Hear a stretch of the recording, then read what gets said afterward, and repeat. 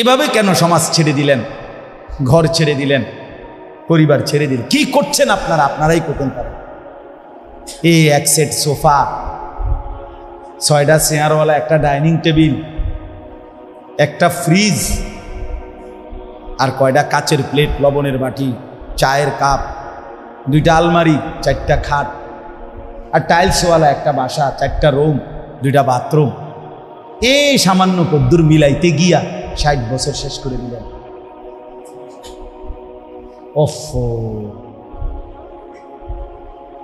এই এত লম্বা হায়াত, এতগুলো সপ্তাহ, মাস, বছর, এটুকুতেই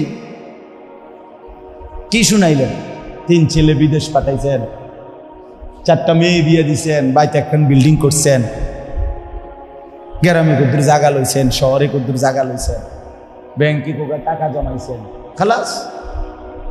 এই তো মুসলমান, এই ছিল জীবন। এতটুকুতেই মানে তৃপ্ত হয়ে গেলেন। ছেলেটা 1 ওয়াক্ত নামাজ পড়ে না, অথচ বয়স 16, মেয়েটার বয়স 15, 14, একদিনও পর্দা করে না। আপনার ঘর থেকে রঙে রসে সাইজা, টাইট কাপড় পইরা, অসভ্য নির্লজ্জা বেহায়া মেয়ে প্রতিদিন বের হয়। আপনি বোঝেন না কারে দেখাইতে বের হয়? আপনার চোখে কোনো শরম নাই? আপনি মেয়েটার বাপ না? আপনি মহিলার স্বামী না? আপনি এত বেশরম কেমনে হইলেন? আপনি বাইচা রইলেন কেমনে? রাসূলুল্লাহ সাল্লাল্লাহু আলাইহি ওয়াসাল্লাম বলেন, কসম আল্লাহর, এটা হাদিস, যেই পুরুষ তার স্ত্রী সন্তানের জন্য অশ্লীলতা, বেহায়াপনা, নাফরমানি, বেপরদিগি পছন্দ করে, মেনে নেয়, স্বীকৃতি দেয়, আল্লাযী ইউকিররু আহলাহু আল খুবুস, নবীজি বলেন সেই পুরুষ দাইয়ুস। আর আল্লাহর নবী বলছেন দাইয়ুসের জন্য জান্নাত হারাম। দাইয়ুসের জন্য জান্নাত হারাম। এই জন্য ছেলেদেরকে বলি, ভাইয়া নষ্ট হয়েও না। আমার নওজোয়ান ভাইয়া নিজেরে বরবাদ করে, এত বেডির দরকার নাই, পারতা না, কোনো দরকার নেই। শুধু শুধু এতটি বেডি লইয়া কোনো কাম হইতো না। সারা দিন সারা রাত মোবাইলে বেডির ছবি দেখো না, এত বেডি বেড হইতে লাগে না। এত নারী দরকার নেই। জীবন মানে শুধু নারী না, পৃথিবীতে আসার উদ্দেশ্য শুধুই নারী না। এক মহিলার ছবি, মহিলার সাথে প্রেম, এক নারীর দিকে নিয়ে সারা দিন রাত নারে দোস্ত। মানুষ এত মাতাল হওয়ার কথা না, এত পাগল, এত তার সিরা মানুষ হয়। নারী তো প্রয়োজন মানুষের মধ্যে ক্ষুধার চাহিদা, এটা কে দিছে? তো পূরণের ব্যবস্থাও আল্লাহ রাখছে। মানুষের মধ্যে পানির তৃষ্ণা, এটা কে দিছেন? তো এটা পূরণের ব্যবস্থাও কে রাখছেন? মানুষের লজ্জাস্থানের চাহিদা, শাহওয়াত, এটা আল্লাহর দেওয়া। কার দেওয়া? এটা পূরণের হালাল পবিত্র ব্যবস্থাও আল্লাহ রেখেছেন কিনা বলে। তো তাইলে আর সমস্যা কি? এর জন্য এরকম কুত্তার মতো হয়ে যাওয়ার অর্থটা কি বেটা? 24 ঘন্টা নারী, ছবি, নর্তকী, নাচ, গান, জিনা, ব্যভিচার, অশ্লীল দৃশ্য আর মেয়ের পিছনে পড়ে থাকার মধ্যে সার্থকতাটা কি বেটা? এমন সুন্দর যৌবন, 16, 17, 18, 20 বছরের এমন সুস্থ সবল শরীর, দেহটাকে বাস কেমনে নষ্ট করে দিলা? কেমনে নষ্ট করে দিল? আমি বুঝি না এটা কি হায়াত নষ্ট করে দিল, কি চমৎকার জিন্দিগিটা শেষ করে দিল। হায় হায়, আল্লাহ আমাদেরকে মাফ করে দেন। যে ভাইরা উদ্যোগ নিছেন, আল ইসলাহ পাঠাগার, মাশাআল্লাহ, সংশোধন, আগে ফিকির করবেন। শুধু কেবল ফেসবুক, শুধু মোবাইলে ছবি আসলো, ইউটিউবে ছবি আসলো, ফেসবুকে এই করেছেন সেই করেছেন, শুধু এতটুকুতেই খুশি হইবেন না। বরং নিজের সুন্দর, নিজের আখলাক, নিজের পরিবর্তন, নিজের সেজদা, নিজের নামাজ, নিজের বন্দিগি, এটার দিকে নজর রাখুন। আমরা এই করেছি, ওই করেছি, মানুষের কল্যাণে এই করেছি। মানুষ কিন্তু আমনেও কথা কয় না, আমনে নিজেও তো কি নিজের কল্যাণের ফিকির করবে, নিজের ফিকির করবে। আল্লাহ আপনাদেরকে উত্তমভাবে তৌফিক দান করে। তাহলে আমার বক্তব্যটা ছিল এটাই, ইসলাম সংশোধন করতে হবে নিজের 1 নম্বরে। আর প্রথম সংশোধন ঈমান আকীদা। প্রথম সংশোধন কিসের? 2 নম্বর ইবাদত মানে আমল। 3 নম্বর হলো মুআমালাত, লেনদেন।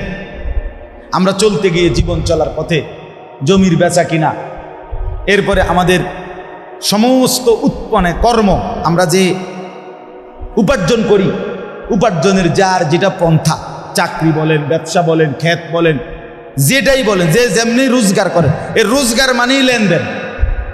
রোজগার মানে কি? কেউ পণ্য দেয়, কেউ টাকা দেয়, কেউ শ্রম দেয়, কেউ মজুরি দেয়, এই না কথাটা? মানে লেনদেন হয় এখানে। আমি শ্রম দিচ্ছি, আপনি আমারে পারিশ্রমিক দিচ্ছেন। আমি মাল দিচ্ছি, আপনি আমারে কি দিচ্ছেন? টাকা দিচ্ছেন। আমি জমি দিতেছি, আপনি আমারে মূল্য দিতেছেন, মানে লেনদেন। এইটাই মুআমালা। এইটাকেও সংশোধন করা যায়।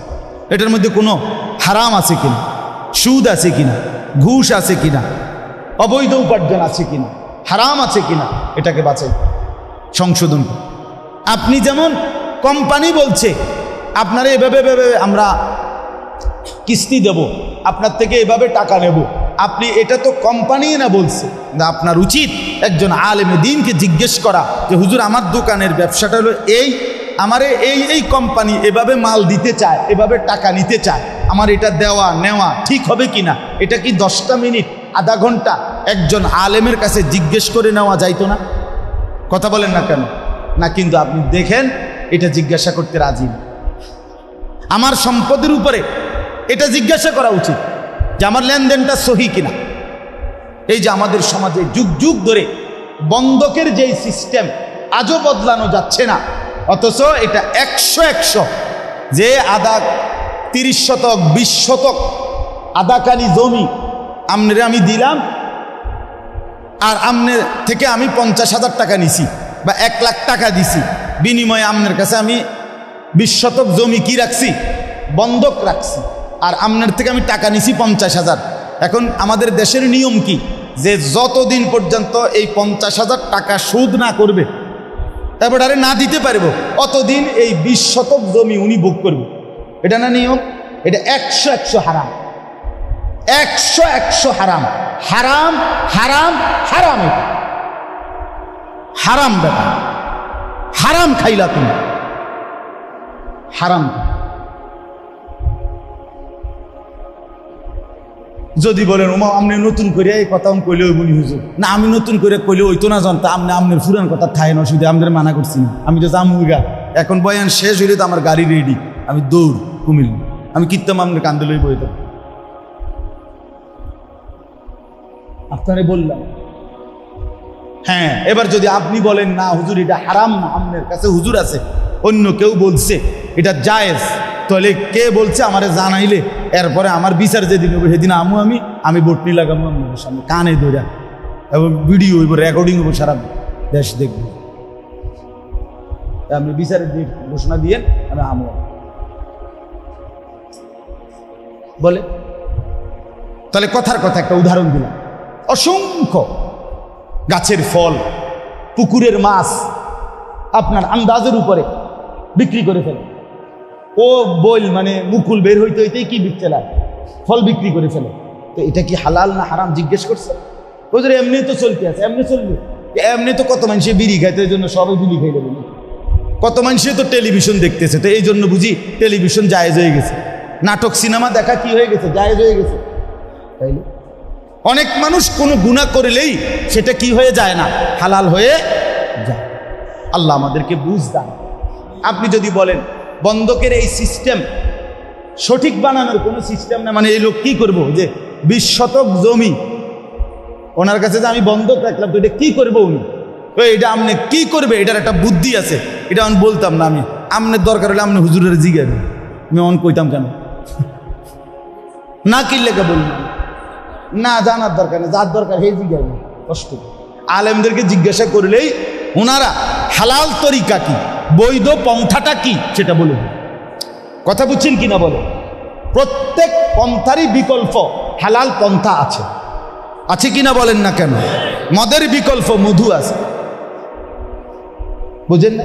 সুদের বিকল্প ব্যবসা আছে, হালাল ব্যবসা। আল্লাহ এই জন্য বলছে আমি সুদে না হারাম করছি, কিন্তু ব্যবসাকে তো হালাল করছি। তাহলে বিকল্প হালাল পদ্ধতি আছে কিনা বলেন? আচ্ছা, আপনি জেনে নিবেন। 3 নাম্বার। 4 নাম্বার হলো মুআশারাত, আচরণ, পারস্পরিক আচরণ। মা বাবা, স্ত্রী, সন্তান, ভাই বোন, চাচা মামা, ফুফা খালু, পাড়া মহল্লা, প্রতিবেশী, আত্মীয় স্বজন, বন্ধু পথিক, মুসাফির, এতিম, গরিব, ফকির, মিসকিন, অসহায়, এই সমাজের আমাকে বাদ দিয়ে যত মানুষ, কার সাথে আমার আচরণ কি হবে এটা জানা, এটা ঠিক করা, এইটাও আমার সংশোধনের অংশ। কথা বুঝছেন? মার সাথে আচরণ যা, স্ত্রীর সাথে আচরণ তা কেমন, সন্তান ভাইয়ের সাথে কেমন, নিকট আত্মীয়ের সাথে আচরণ কেমন, দূরের আত্মীয়ের সাথে আচরণ কেমন, এইটার স্তর জানা চাই, এটার স্তর জানা চাই। মাকে প্রাধান্য দিয়ে স্ত্রীকে জুলুম না করা, স্ত্রীকে প্রাধান্য দিয়ে মার উপরে জুলুম না করা, প্রত্যেককে তার হক আদায় করা। এই আল্লাহ আমাদেরকে বুঝ দান করেন। 5 নাম্বার হলো আখলাক, আমাদের অন্তরের ভিতরে চরিত্র। প্রত্যেক মানুষের অন্তরে 2 রকমের চরিত্র আছে, কিছু মন্দ চরিত্র, কিছু উত্তম চরিত্র। মন্দ চরিত্রগুলো সরিয়ে ফেলা, আর উত্তম চরিত্রগুলো নিজের মধ্যে তৈরি করা, সংশোধন করা। যেমন আপনার মনে করেন কৃপণতা, এ মানুষের ভিতরে থাকে, কৃপণতার একটা অভ্যাস, এটা একটা মন্দ চরিত্র, এটা দূরে সরানো উচিত। দানশীলতা, পরোপকার, এটা একটা উত্তম চরিত্র, এটা আনয়ন করা উচিত। পরের গীবত, পরের প্রতি ঈর্ষা, মানে কারো কিছু ভালো দেখলেই গাও জ্বলা, হিংসা, ঈর্ষা, হিংসা, এটা একটা কি মন্দ চরিত্র। অপরের কল্যাণ দেখে খুশি হওয়া, এটা একটা উত্তম চরিত্র। তাহলে ওই মন্দটা সরানো, উত্তমটা আনা, এটা আমাদের দরকার। তাহলে আমি অল্প কথায় বললাম, 1 নাম্বার আমাদের ঈমান আকীদা সংশোধন করা উচিত, 2 নাম্বার ইবাদত আমল সংশোধন করা উচিত, 3 নাম্বার লেনদেন সংশোধন করা উচিত, 4 নাম্বার পারস্পরিক আচরণ সংশোধন করা উচিত, 5 নাম্বার আখলাক মানে ভেতরের চরিত্র সংশোধন করা উচিত। তাহলে ইসলাহি মাহফিল এবার বলেন তো কি পরিমাণ দরকার? কথাটা বুঝছেন কিনা বলেন? এগুলো একটা একটা করে ধরে ধরে ধীরে ধীরে ঠিক করা দরকার, শোনা দরকার, বুঝা দরকার, সংশোধন করা।